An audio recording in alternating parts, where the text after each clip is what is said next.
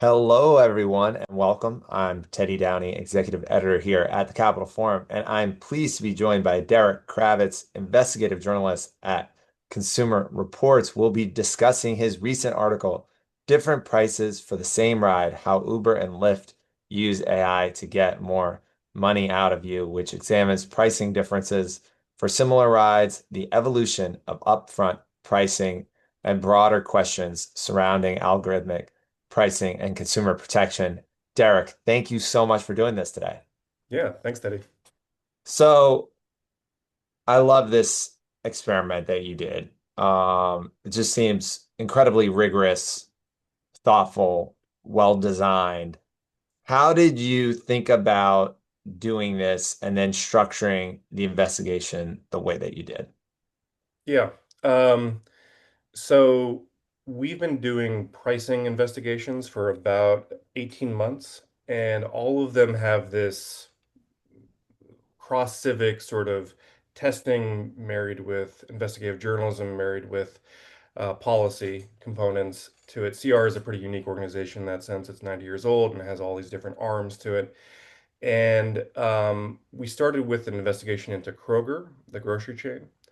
And we were looking at their loyalty program, which is free. They pretty much push everyone into the loyalty program through Kroger. Whenever you check out, they even sort of swipe you in or push you to um, register there, and they collect base information when you register. They create a lot of insights from that, a lot of inferences, and we requested through Oregon's new law, getting access to your DSAR information, your personal dossier information. Several volunteers got their Kroger profiles basically, and we were able to see the inferences that they created, how likely you are to buy a car, new or used, how likely you are to take a vacation, by plane, by cruise, etc., your household income, your race, your gender, etc. And with that, we were able to see that a lot of these inferences were inaccurate in many cases, and a lot of them were being monetized in a clean room and then sold to one of 52 different third parties. A lot of different, ad tech companies like that, but also, two of the largest tobacco companies in the United States, some sort of health startup companies that look at Medicare and pharmacy claims, mixture of places, and that sort of opened a door for us. Like we thought, well, we have a membership of 5 million subscribers.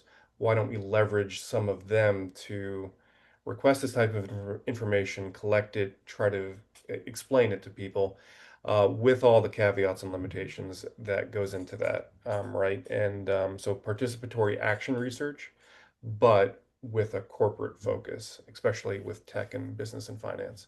So we started with Kroger, and then we did Instacart, which we looked at basically the same thing, differential pricing, variable pricing.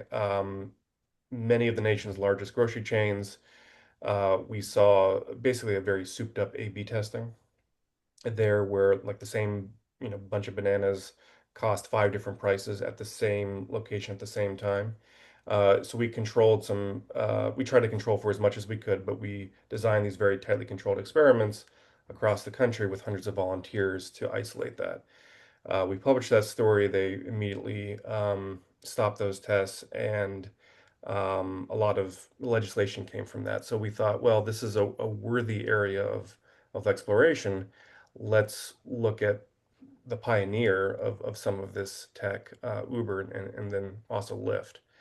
And we spent about 6 months designing, with the help of outside researchers, our own statisticians, community organizers, those folks to sort of try to explain what differential variable pricing looked like on Uber and Lyft, how base pricing might not be personalized, but discounts and promotions are, how these companies are using promotions and discounts to really sort of reset what a final price looks like, and what that all means for consumers.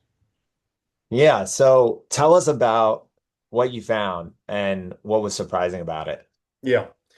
So we went across the country. We did four virtual tests where we had anywhere between 33 and 65 people all look for the same ride at the same time, some with their geolocation settings on, some off, some with Uber One, some not. And we basically priced out their rides and had them monitor and screenshot offer screens and also wait times and other things and then submit that along with their demographic information, their usage information, how often they use Uber and Lyft, and various other things. And then we basically analyzed all the data. We did also an in-person test because we wanted to, it's one thing to do virtual testing and to see things, in that world, but we wanted to see it realized, actualized. So we actually went out to Portland, Oregon, where they have a per minute per mile sort of base fare, a traditional taxi model, and we then matched volunteer riders with volunteer drivers from a pool of union affiliated drivers in that city, all in the same place, right? And we all took the same rides to the same locations and then compared receipts. The driver receipts, which are pretty detailed at times, and then the rider receipts. And we mostly found the same thing. So that validated. We did beta testing to sort of figure out, is there anything here? We did see something. We saw that 42% difference between the low and the high price groups, the median, which is the most conservative way of looking at that. And then we also saw that fake discounting. So the idea of a baseline price, an algorithmic baseline price, and say an $82 price being offered, and everyone else seeing $62, and then that $82 price being discounted to $62. And we saw in about 12% of cases, there was some sort of fictitious pricing or fake discounting going on. So both of those things combined, along with the take rate, how much the drivers take, all three of those things sort of added up in our minds to something, right? To something that consumers either don't really understand or they don't like. And when we took all this information to them, what do you think about this? They consensus, uniform response, we don't like this. We want to know what goes into the price, the very least. And if it's a huge disparity in price, why? And it shouldn't be that way, right? It should be something closer to an algorithmic mean. So you touch on a lot of things in the report and what you just said in terms of the results. I would like to spend a little bit more time on why people think it's unfair. Yeah. What is it about it that they find unfair? Which is kind of like how I think a discussion about like how should our economy work? It should be fair, right? Like at some basic level. And then can we just talk about that for a little bit? Because then I want to go into, well, is it breaking the law Yeah. after that? But I think the fairness concept, because we did a similar investigation in an Instacart, before your thing came out, we were looking into it, we got a similar vehement response from the company to the point where it deterred us from looking into it more, which I'm deeply embarrassed about. I probably shouldn't admit here, but you guys went ahead and did it and proved it, and they stopped doing it. Um, and Yeah, I so remember you. I would just love to. And when we were asking people, they said, "Look, this is unfair." When we went around asking people about, um, now you have more evidence around that. You've spent more time on it. I would love to hear about like why people thought it was unfair. I remember when Capital Forum published that, and we looked at that, and we really the only difference is we had some statisticians and also some subject matter experts just weigh in on the methodology. But beyond that, yeah, we just hit publish only because we decided to alter our thinking. Is this illegal? To is this fair in the minds of consumers? So I do think that's a good framing. I think that's maybe the overarching framing you're thinking about. Is this fair in the minds of consumers? And I think if you ask that question, and we ask that question right up front, even in the beta and the pilot testing, does this make sense and is this fair? And generally, if consumers can't make sense of it and they don't really understand the gears, the levers that are being pulled or the black box, then yeah, they don't find it fair, especially when if it's a few cents or within 5% was our metric for Uber Lyft. They understand that. They understand, GPS network signal or supply demand shifts or things like that. They understand basic economics 101. What they don't understand is personal data being used and how that is sometimes used against you, right? Or your ride history, your account history. That is where they draw a line mentally.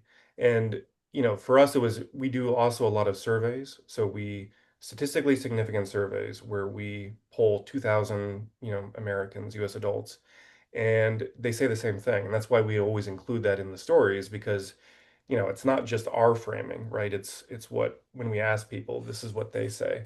And then when we go to regulators too, they largely say the same thing. They say that in many cases, consumer protection laws, FTC Section 5 or the FTC guidelines on fictitious pricing, or state laws haven't kept up with where tech companies are going or have already gone for years now. Um, so one thing I think it's worth flagging about, both Instacart and, Uber Lyft, pretty much everyone is okay with, when we speak to them and also regulators, supply demand level fluctuations in price, or, to some degree surge pricing. What they're not okay with is, especially when personal data, mainly your accounting history, but also your behavioral context data, how you use the device and in what way. Um, that is where they draw a line. And we saw that with Instacart, that people didn't like being grouped into A/B testing cohorts, even if they were, winning, if they were on the winning side of it, because they just didn't know. And same thing with Uber Lyft. They just want to know what the difference is going into it. And I think if they saw that clearly, they would have a more informed sort of choice. What about the drivers? That's a whole nother ball of wax. There's been, I mean, as you know, going back years, I mean, it started in Portland, Oregon, actually, with Grayball, this Uber initiative where they were operating illegally for 2 weeks and they wanted to sort of keep regulators off their backs, so they created this sort of almost like fake mirror image app and sent it out just to the city officers, the regulators there, and basically denied them access to the Uber platform in order to forestall any sort of regulatory push there. And since then, both of these companies have waged, very large, intense battles in cities, states, even the federal government to, push back against, labor laws that would turn them into from a basically an agent to a principal in the SEC reporting parlance, but like basically treat them as a employer of drivers as opposed to an agent taking a commission and hiring independent contractors. And Proposition 22 in California, one of the most expensive ballot measures in U.S. history, sort of codified that in California law. And Uber and Lyft were on the front lines on that. And since then, Minneapolis, New York, Seattle, you've seen a bunch of cities and states really sort of try to tackle this and find either a pay floor for drivers or try to determine a take rate that they would get from each ride. But at the end of the day, the platforms are taking more and more of each trip. Multiple peer-reviewed studies have looked at this and seen the same things. Other researchers have, Princeton and Columbia, Len Sherman, who's a great researcher in this space, upwards of 50% of the ride now goes to the platform. And that's a change. That's a change from a few years ago when it was, uh, you know, 25, 30%. The platforms will dispute this. They say commercial auto insurance is the large, factor here and that it's increasing for them and that shouldn't count as, a line item, or they should line item it out. They shouldn't count against them as a piece of gross income. But it's an expense. It's a cost of doing business, right? And so when we calculate it, when unions calculate it, we determined, and researchers too, we define it as the percentage that the platform takes and the percentage that the driver takes, and then government fees as a third part. And that's how we sort of separate it out. Yeah. What did people think about that take rate? Because I've been doing that myself. I don't take Uber and Lyft that often, but when I do, I try to ask the driver, how much of that did you get? And Yeah, so, and I when I compare it to when I take a cab through Curb, which is not exactly like taking a cab originally because it still has a bit of a weird pricing up yeah, front, but in general, they're keeping, you know, 85% or something very high, the driver. Now they have other costs and fees, sure. Yeah. but it's not even anywhere in the same ballpark as what you're talking about when you ask the Lyft or Uber driver. I'm curious to get your thoughts on uh what what the people in person were seeing, and then also what the consensus around, like, is this fair or not? Yeah, it was really interesting to compare the receipts between the drivers and the riders because there's a little bit of information asymmetry going on. The riders, obviously see the price that they're paying and a little bit of a line item breakout, but they don't really see what the driver is taking home personally from each ride. Whereas the driver also has a little bit of missing information, doesn't really see, sometimes doesn't see fully what the passenger is paying before a promotion or discount is applied. And one thing to keep in mind, both of these companies are increasingly using promotions and discounts. A lot of tech companies are doing this. They're relying on promotions and discounts to not just personalize prices, but also to sort of reset what the final price is, what the net price is, and in a way that really does capture willingness to pay in a way that they haven't been able to before.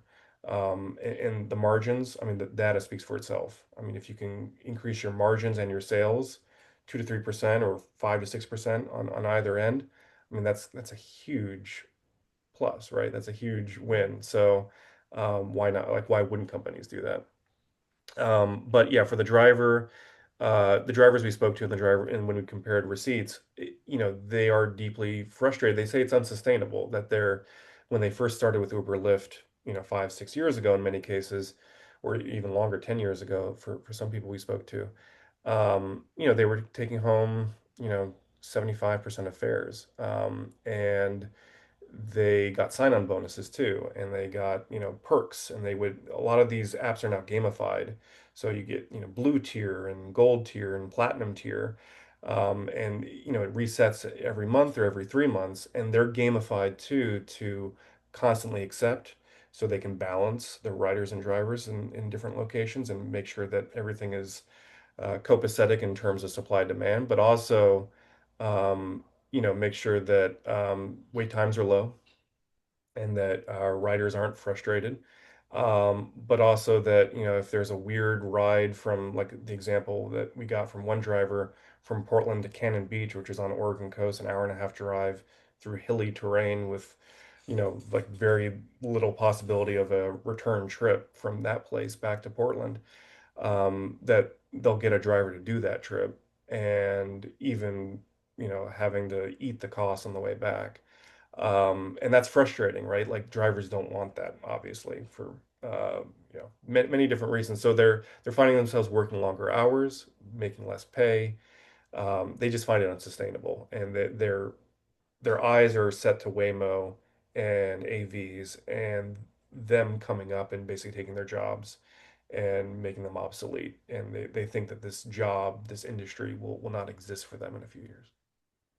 And I think you also asked just the citizens what they thought of the take rate too, correct?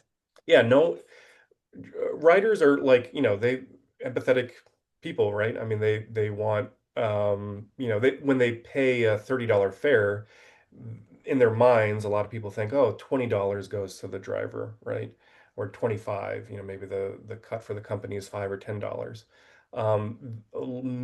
Actually, everyone we spoke to, no one appreciated how big the cut was for Uber and Lyft. And they wanted the drivers to make more. Um, And, we spoke to one writer in Austin, Texas, who he's quoted in the story. He said, I actually now prefer Waymo because at least I know that it's a real life human driver isn't getting sort of the shaft there, in his terms, by, not getting a decent cut of this fare. It's just sort of this autonomous company vehicle doing it. And, maybe it's a little counter to what regulators and labor would want. But yeah, that's the thinking that people don't like drivers not getting their fair share. And a lot of this also comes out of you mentioned this. It's not transparent to the citizen, to the driver, to the regulator in the piece. You even talk about the lack of transparency around the algorithm and just the constant manipulation of all these numbers, right? And that seems to be where the companies want to live when they're pushing back on you. Oh, you're not accounting for this, or you're not accounting for this. And there's slight changes in the data, but um, the reality is these experts looked at it and they concluded that no, there's something going on here. There's something problematic in the fees and the sort of lack of transparency around all of this. Um, can you Yeah. talk a little bit about that? Because that seemed to come up that it was the black box nature of how they get into how they get to these prices that and then parse out what you were able to sort of distill out of Yeah. that black box. Yeah. No, that's a great question. So, one thing I'll just flag, as just to frame that or set that up, when we do this type of testing, we obviously have to go back to the company for request to comment, but Yeah. also like a fairly robust one, like much more than I've been doing this 20 years. This this is a different level of corporate engagement or request to comment. So, we answer, I think I answered two or three rounds of questions from Uber before I asked a single question, if that makes sense, about what we did. And we shared all of our underlying data. I don't necessarily share all of my underlying data with companies before I publish something, but in this case, you have to share as much as you can in order for them to meaningfully respond. And I get that. And I think that's actually a fair place to be. We stripped out PII, so we stripped out, of course, names, phone numbers, some route information in order to protect the anonymity of our volunteers, both the riders and the drivers. There's good reason for that. I mean, no one wants their privacy being violated, and for drivers, there's a bigger risk, which is being deactivated. So we did all that. Um, Companies don't necessarily they want it as much as they possibly can get, obviously. So they pushed back on that, but they were still able to meaningfully respond from the data we provided them weeks before publication.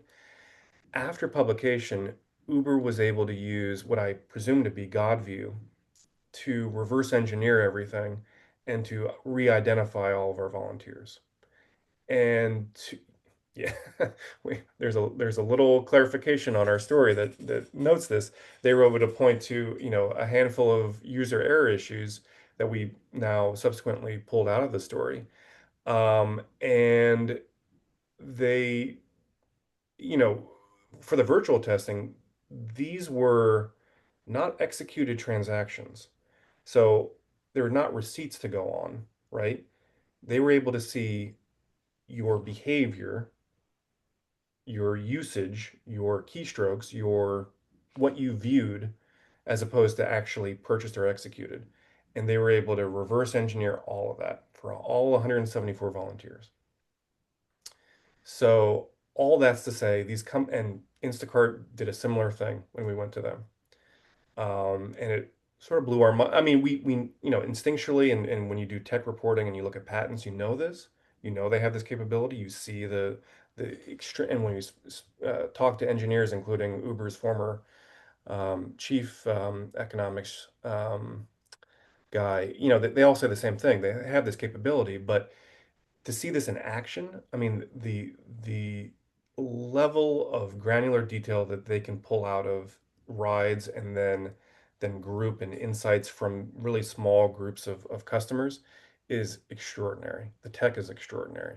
The capabilities are extraordinary. So like that's a really important place to sort of start off In, because in terms of its ability to surveil.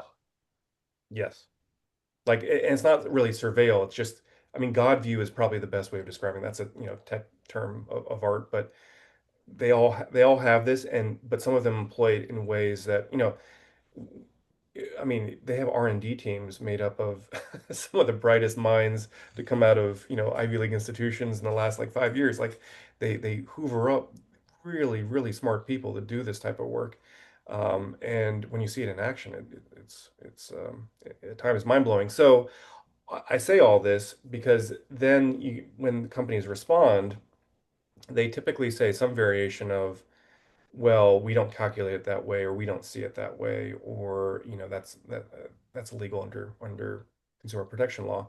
But then when you take that to regulators, like for example, the fictitious discounting or pricing element, they say, look, to a reasonable consumer, they're not going to appreciate the difference of what Uber said to be historical comparison messaging. That's, when you see offer screen and you see prices are lower right now, and you see an original fare crossed out, a strike through, and then a new fare. That little phrase, prices are lower right now. Um, Reasonable consumers might not, or definitely don't understand that that is not a discount. That is historical comparison messaging in the eyes of Uber. They will treat that as a discount. They will think that the strike through, that is an original price, not a historical price, and that the new price is the discounted price. And regulators largely agree. And we took that the truth in advertising, which is sort of the gold standard. They track all of this. They said that would be misleading to. We took that to law professors. We took that to regulators. They all sort of in agreement there. So there's a gray area, right? Some state laws haven't caught up to this type of tech. And when we looked and we dug into some of the state consumer protection laws, they don't clearly state that this is illegal or this is against guidelines or rules. So that's where, again, legislators, we've already seen in response to the Uber Lyft story, Pennsylvania has introduced legislation and passed it through one of their chambers that would regulate this to some degree. And then, with after Instacart, we saw bans now, personalized grocery store bans, pricing bans in Maryland, Connecticut. It passed in New York. It hasn't signed by the governor. It passed in New Jersey. Hasn't been signed by the governor yet. Vetoed in Colorado. But you're seeing states already start to sort of think about this, level up. And in terms of what is actually illegal about it, I mean, it seems the fake discount seems patently illegal under most, advertising or unfair, deceptive acts and practices laws at the state or federal level. I get it that some would say, well, hasn't been enforced in Yeah. forever or it's Right. not enforced robustly or whatever, but Right. that doesn't mean it's not a violation of the letter of the law or the spirit of the law. Will it be enforced? You mentioned in the article a handful of states where it could be enforced or would likely be enforced. That was my interpretation at least, or maybe it was this is where it's clearly counter to the law. I don't know how you see it, but why did the experts point you to those Both states. Yeah, that's states? a deep cut. Yeah, that's a good question. So when we literally shared screenshots with experts in that because we can only state so much, and a lot of this is in sort of the theoretical as opposed to the actual because you can see class actions being filed, but class actions aren't, a regulator standing up and saying, no, this is against our, state consumer protection law. We're going to file a civil suit against you. So we took that the truth in advertising, which tracks more than 300 different class actions across the U.S. related to pricing, but also Vina Dubal, who's a professor over at law at UC Irvine, and a few others, regulators too, including in New York City. Does this violate, what you consider to be, does this constitute misleading or like a UDAP violation, unfair or deceptive pricing? And there was uniform agreement that yes, it did, and that, but in only a handful of states is it so clearly laid out or stated that a reasonable case could be brought, right? That there's something on the books that clearly delineates that, you know, California, for example, prevailing price within 90 days, there's a definition, right? And you can apply that definition to this particular case. But algorithmic pricing is a whole ball of wax. Like, what is the prevailing price? The companies will say themselves and do say, there is no true price for any single ride. There's no baseline price. When we calculated and we shared that with experts, including, one of Uber's former chief engineers, they said no, that there does appear to be an algorithmic baseline that is sort of, the support system for all the other pricing strategies that go on top of it. But, at the end of the day, a lot of these laws do not account for algorithmic pricing and don't account for this rapid of a change in pricing from not just hour to hour, minute to minute, second to second. It's just they it wasn't built for that, if that makes sense. Did you talk to anyone about, un this being an unfair method of competition? That's another way of, hey, you're lying about the discount, you're obfuscating the real price to someone who's being honest about the price, let's say a cab company, you are harming the sort of method of competition. I know that's a close cousin of sort of unfair Yeah, deceptive acts and practices. Did that come up as you mentioned Section 5 earlier. I'm just curious if that came up yeah, as and also for the drivers, you're sort of obviously misleading them to the extent they seem yeah. surprised at the price. I think you're hitting on something that regulators are thinking about too, especially when you have, two companies that operate as a excuse me, as a duopoly. They control 95% of the US market. New entrants, it's hard for them to compete. But if you can bring up, pricing strategies that may prevent both, the drivers and the riders from fully understanding what the true net price is, right? Or being quoted a upfront price that is markedly different than the final price that they see when they actually exit the vehicle. That represents an issue for some regulators in terms of how to, combat that. A lot of regulators are now, one pushing back against, um, you know, trying to bring up, trying to push legislatures to consider algorithmic pricing bills that would try to combat most of this, but if not all. But in addition, look at new competitors like Tada or OB, places that try to level the playing field in terms of showing different prices on across different apps and sort of supplying that information to both drivers and riders. Or in the case of Tada, which is a Singaporean company, they already had 30,000 driver signups in New York City, I was told, and our pilot testing in New York City, they operate off of a flat rate structure. So you would do a $30 ride, but and $28 would go to the driver, and there would be a flat $2 or $3 fee to the platform. Drivers, of course, are ecstatic about that idea, and are that's why there you see such a flood of drivers pre-registering for that.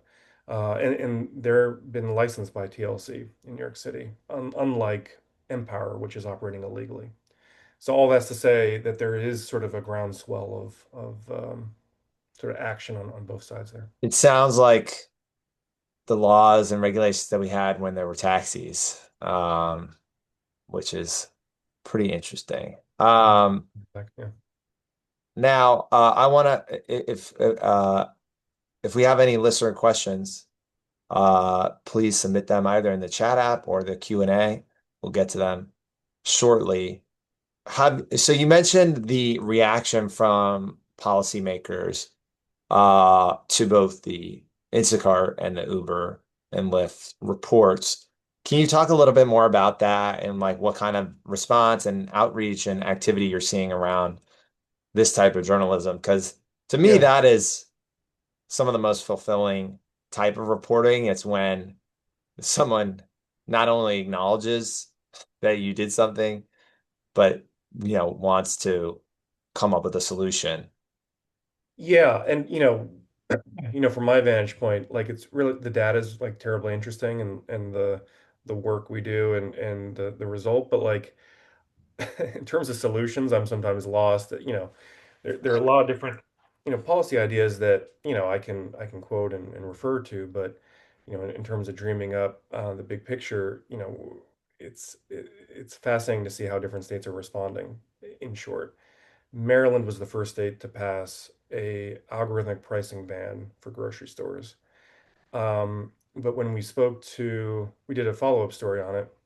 We spoke to the governor's office. Wes Moore championed that bill, and both in the state Senate there and the state House, and it passed pretty quickly. I think they have a 90-day session, so they have to move very quickly to get things going there. And the bill had a lot of gaps and loopholes in it when we spoke to experts about it. And I actually spoke to the chief of the Maryland Retailers Association, which is sort of an offshoot of the National Retailers um, Association or Federation.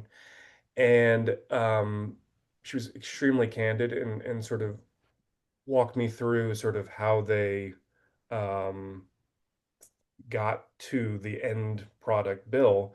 She worked very closely with the governor's office and with the bill co-sponsors to um, keep promotions and discounts personalized and to have all these loopholes and gaps that basically allow for them to continue to personalize pricing and do so without repercussion, without consumers being able to sue or meaningful fines or enforcement from that state's attorney general. Their view, of course, is that personalized promotions and discounts are important to consumers. They want to get a buy one get one or something off on their birthday or something for veterans or what have you. And this type of legislation could kill that off, right? That's the industry line. But advocates will say that's not the case. You can construct a bill that would allow for that type of downward personalized discount promotion and not upward, right? Or not stasis. And it was just fascinating to see that play out. And the governor's office and I think others pointed to, well, bills improve over time. You go back to the next session, we improve upon it. And, two or three sessions down the road, you're going to have, something really to be proud of. But as of now, you have a bill, you have a law on the books that everyone I think is in agreement is pretty toothless, right? And sort of meaningless.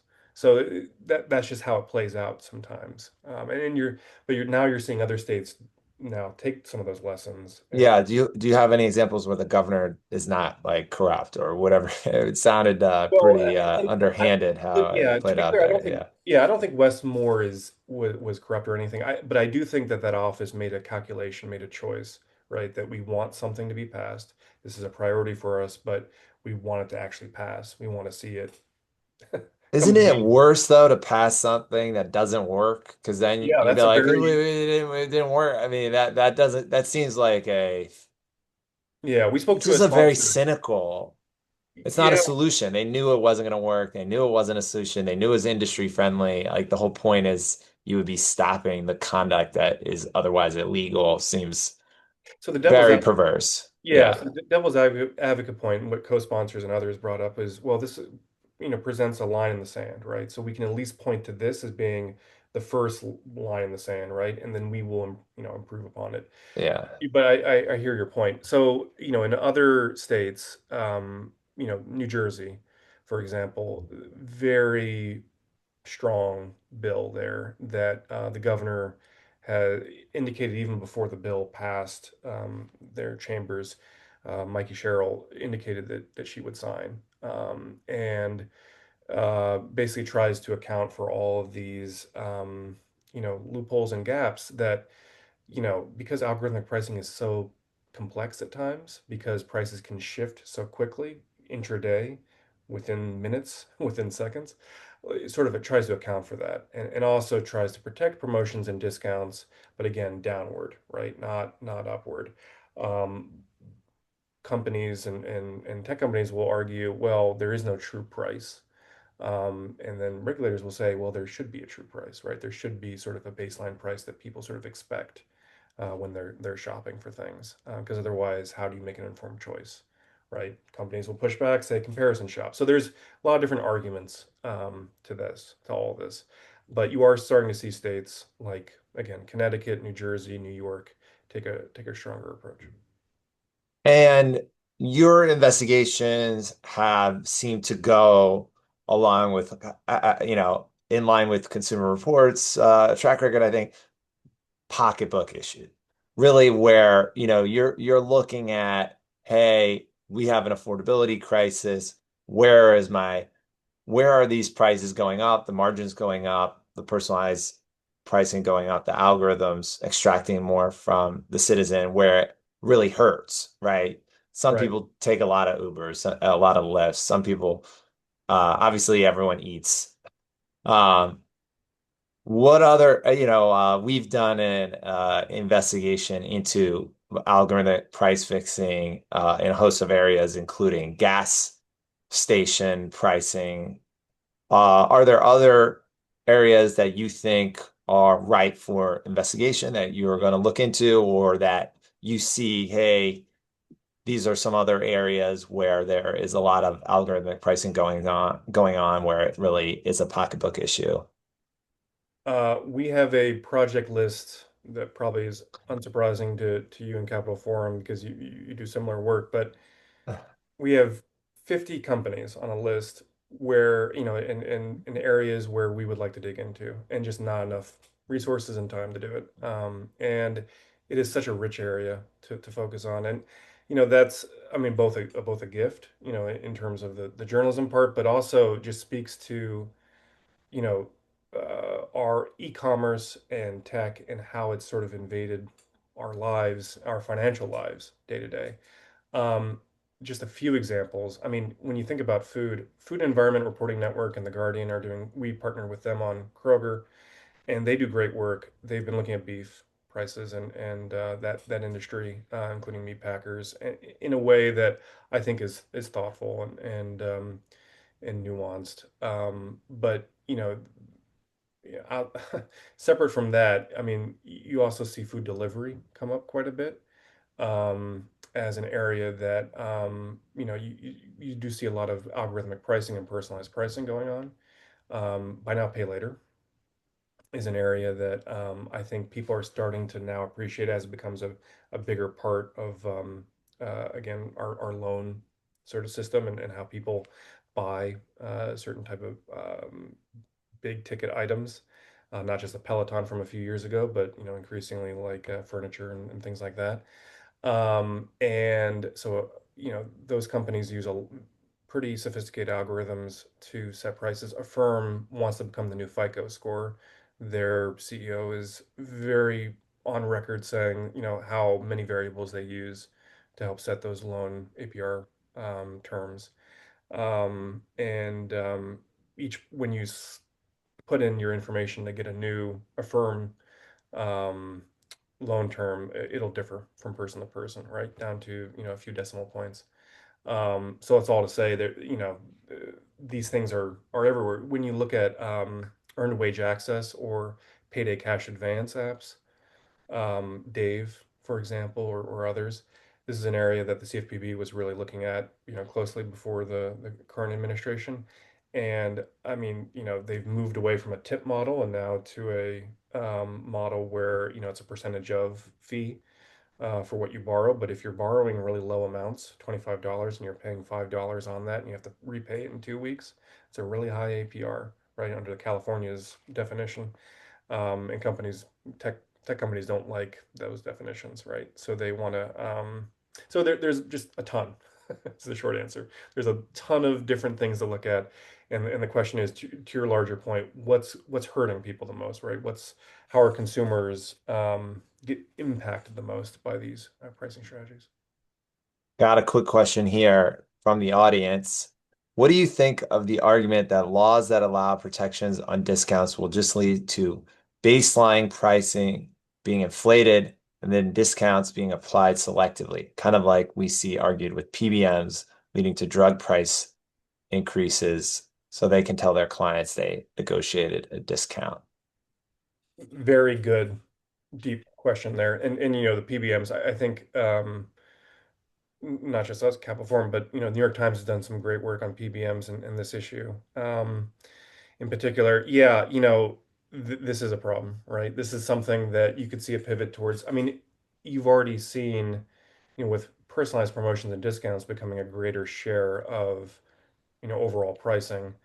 What is a true baseline? And if companies are arguing that there isn't no such thing as a true baseline price, that it fluctuates so quickly, outside of supply demand shifts. Um, do these prevailing price calculations, do they hold any water? I think when you speak to experts, no, is the short answer. And how to police that. There is a lot of states have Department of Agriculture's and weights and measures divisions that do some version of this within grocery stores, for example, and try to, even with digital price tags, try to sort of approximate what a true price should be, at a given point in time, and then at checkout, and make sure it matches, make sure the weights match as well. Um, I think you're starting to see regulators take that same approach to other types of retail, consumer-facing retail. But I mean, the short answer is this is a really tough, sticky area to regulate, and I don't think people have, the full answers yet on how to do it. You know, I I kind of disagree just in that if you have a law that says you can't do things that are unfair, and then everyone agrees that it's unfair, that seems like a fairly easy law to enforce. It's really just that they don't actually enforce the law. It's more a question of like, you know, prosecutorial discretion away from this. Obviously, you're not expecting the FTC with Andrew Ferguson being close personal friends with David Sachs to go after tech companies. But what is stopping a California, a Colorado or whatever, Yeah, where you yeah. mentioned that the law is fairly defined and straightforward? Someone just needs to bring a case. To me, it's more, I don't know. I mean, maybe you're right. Obviously, if you get into the intricacies of exactly how it works. Yeah, But that's sure. Right. that's exactly what Uber wanted you to do, I right? know. Like that's exactly there they were pushing you to engage with them. What about this? What about this? What about this little thing that you don't have access to? What about this change in price? What about this other Yeah. little tweak that we do? And if you get in the weeds, you're never actually going to get the the crux of it, which is that the whole thing is unfair. This whole game that you've set up for the citizen to be feed, have wealth extracted from them in an opaque way and have wealth extracted from the worker be extracted in an opaque way. This whole system is unfair. To me, I don't know. I think you're right. It's gonna be a losing battle to get into the weeds. I mean, you bring up a great point, and it's funny. Like as you were speaking, I was thinking, CR has policy folks, including a team that works with state lobbyists and tries to pass bills, and so we have to disclose that in our stories, and sort of separate, a little bit of a firewall Yeah, between the two. yeah, And you sound like verbatim, like a lot of our policy folks, which is a completely fair, like, so when I speak, I'm thinking of it from a data perspective, from almost like a journalistic sort of, yeah, view from nowhere, neutral perspective. yeah. The data is can be noisy and messy, fascinating, but extremely difficult to parse at times. And with all these caveats and limitations, your first order conversation, your first order framing is 100% valid. And it brings up, we did it, this is for the Instacart investigation, but we did a video with More Perfect Union, which is a very interesting video journalism startup that just had, 6 Emmy nominations recently, won one. Very new, very progressive, admittedly advocacy journalism. And so we partnered with them, but they did an accompanying video, and we interviewed Lena Khan, formerly of the FTC, and we asked her that basic question, that framing. How should we think about this? How do we, should we be thinking about it in this disclosure way? Should there be more transparency? Should there be more of this sort of data, discovery, this adversarial audits, this participatory action research? And she's like, step back for a second, have a first order conversation. Do we, royal we, want our data being used in this way? Just think about that. If you don't want, if we don't want our data to be used to personalize prices, we need to state that, and we need to push, legislators and regulators to codify that, to make that, into reality. And for whatever, I think only now are regulators starting to think in those terms. And on the enforcement side, 100%. I think you see certain AGs, California, Colorado, New York, Oregon, they've hired up all these CFPB attorneys. They have these really giant consumer protection units. They are thinking about this 100%, and they are trying to fill the gaps that the CFPB currently has. So yeah, no, I think that's very valid. Last call for questions. Otherwise, I'm going to get my last question in here. Uh, you mentioned the brightest minds are being brought into companies like this. I mean, does that seem like a good use of the brightest minds to effectively trick people, you know, out of money? I mean, that I find that sad, really, at some fundamental level, that giving a glorified taxi roll-up company godlike views of consumer behavior and surveilling people. And to that end, did that, that's one question. My second part of that is, did they catch the drivers? Because like if they found who the customers were, didn't they also catch and punish the drivers for sharing the receipts? Yeah, I can answer the second part Yeah. first. So, I mean, without knowing for certain if they've identified every single driver, I mean, first of all, we visually and in the story identified some of the drivers with consent, of course, Yeah. and with permission from the drivers union there. But in addition, I mean, yeah, the short answer is yes, they can identify everyone, and um, we haven't gotten any reports that they've deactivated or punished any of the drivers in response. Which is journalistically one of my biggest concern. Of course, it's like a source relationship. You don't want that. So, but then yeah, separately to your other point, the brightest minds thing is like terribly interesting. I mean, you see this with other industries too, right? I mean, unfortunately, our economy is predicated on the idea that compensation, you know, whether it's big law or whether it's tech or whether in some degree, some cases, medicine can be tied to who's paying and how lucrative it is. Um, and the salaries for Uber and Lyft are strong. When you speak to formers who left these companies, they will tell you, I got training there that I wouldn't have gotten elsewhere. I saw it from the inside. Plus, I was able to run teams and do projects that, were only theoretical at MIT or Penn or elsewhere. and I saw it play out in real life. I got to play with the real toys. In terms of the moral aspect or the ethical aspect of it, I do think that's not lost on many farmers, and there are books written about by farmers on this. There's whistleblowers. Can point you to Uber Files and Uberland, which is a great book by a farmer. We quote a farmer in the story. So that's all to say, like I think that there is that sort of realization, but money, money talks. Compensation is a big part of this. Yeah. And well, I guess I have one follow-up question there. How concerned are you about sharing data with the companies going forward to the level that you did, just given that they were You're able to identify the drivers?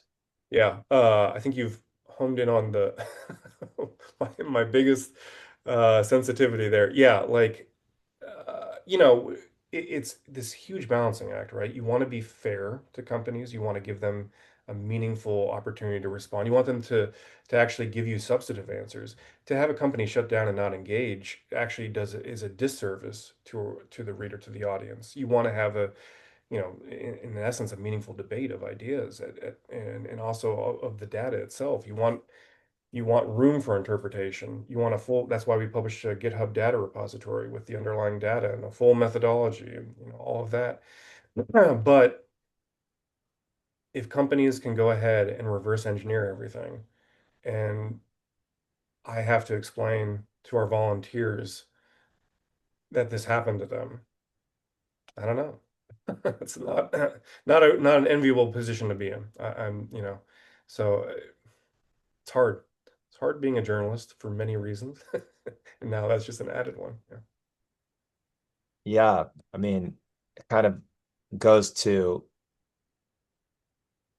what do we want to give companies the ability to punish